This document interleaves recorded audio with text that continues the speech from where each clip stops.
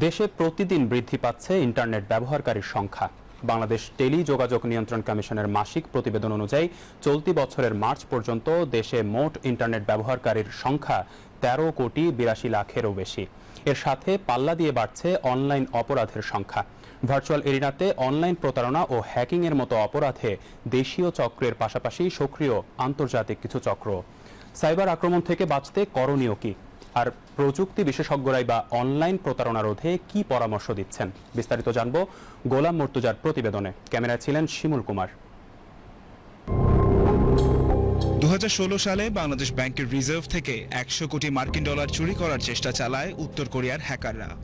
দীর্ঘ সময় নিয়ে তারা বিপুল পরিমাণ অর্থ হাতিয়ে নেওয়ার পরিকল্পনাটি করেছিল, যার বাস্তবায়নে ভূমিকা রেখেছিল বাংলাদেশ ব্যাংকের অন্তত 13 জন কর্মকর্তার গাফিলতি ও অবহেলা। ওই বছরের 5 ফেব্রুয়ারি হ্যাকারদেরকে বাংলাদেশ ব্যাংকের 8 কোটি 10 লাখ ডলার নিয়েই সন্তুষ্ট থাকতে হয় এবং পরবর্তীতে সেখান থেকে 1.5 কোটি ডলার উদ্ধারও করা হয়। অল্পের জন্য বাংলাদেশ বেঁচে যায় 100 কোটি ডলারের রিজার্ভ হারানোর হাত থেকে।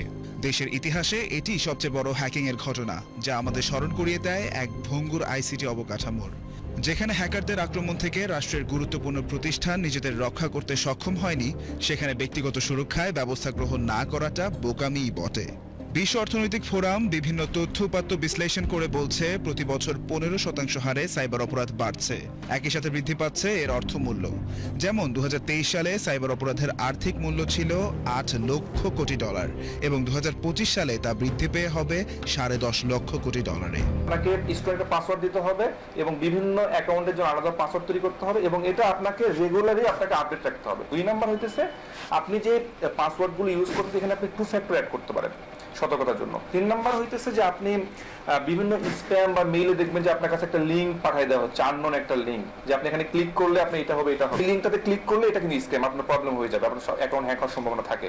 তারপরে আপনি পাবলিক ওয়াইফাই, আপনি যেখানে যাচ্ছেন, সাপোজ বিভিন্ন জায়গাতে যাচ্ছেন, শোরুমগুলোতে আপনি পাবলিক ওয়াইফাইটা ইউজ করতেছেন, এই পাবলিক ওয়াইফাইটা ইউজ করলে আপনার প্রবলেমটা হতে পারে। বিশ্বের সাথে তাল মিলিয়ে বাংলাদেশেও অনলাইন প্রতারণার অভিনব ফাঁদ পাচ্ছে হ্যাকাররা, যে ফাঁদে না বুঝেই পা দিচ্ছেন অনেকে। এতে করে ডিজিটাল ওয়ালেটের গুরুত্বপূর্ণ তথ্য সহ ব্যক্তিগত অনেক তথ্য চলে যাচ্ছে হ্যাকারদের কাছে। আমাদের একটু কেয়ারফুল থাকতে হবে যে আমরা যখন ব্যাংকিং এর ইনফরমেশনগুলো আমরা আমাদের ক্লাউডে দিচ্ছি, আমরা যেন এটা সেভ না করে রেখে একদম যেখানে প্রয়োজন সেখানে ব্যবহার করি এবং আমাদের যে অনলাইন ব্যাংকিংগুলো যখন করছি তখন আমরা যেন ঠিক সাইডে আছে নাকি সেই ব্যাপারগুলো একটু কেয়ারফুল থাকছি। আমাদের শিক্ষা ক্ষেত্রে বা স্বাস্থ্য ক্ষেত্রে আমরা যদি ব্লকচেনটাকে নিয়ে আসতে পারি, যেখানে ডাটাটা একদমই সিকিউর থাকছে, তাহলে যে তথ্যগুলো আমরা পাচ্ছি তথ্যগুলো বিশ্বাসযোগ্য হবে এবং সেখানে কেউ যদি তথ্যকে ম্যানিপুলেট করে তখন আমরা সেই ইনফরমেশনটা পেয়ে যাচ্ছি যে এটা ম্যানিপুলেট হয়েছে অথবা এখানে ব্লকটা চেঞ্জ করা হয়েছে। সিকিউরিটিটাকে আরেকটু বাড়ানোর জন্য, ব্রেনস্টর্ম হোক, ফিশিং হোক, এই জিনিসগুলোকে এড়ানোর জন্য টেকনোলজিগুলো ইউজ হচ্ছে, সেগুলো আমরা বাংলাদেশেও সামনে এগিয়ে নিয়ে আসতে পারি। ভুঁইফোর কিছু অনলাইন শপিং প্ল্যাটফর্মে নিজেদের ডিজিটাল ব্যাংকিং বা মোবাইল ব্যাংকিং এর তথ্য ব্যবহার করে পেমেন্ট করার সময় প্রতারিত হচ্ছেন অনেকেই।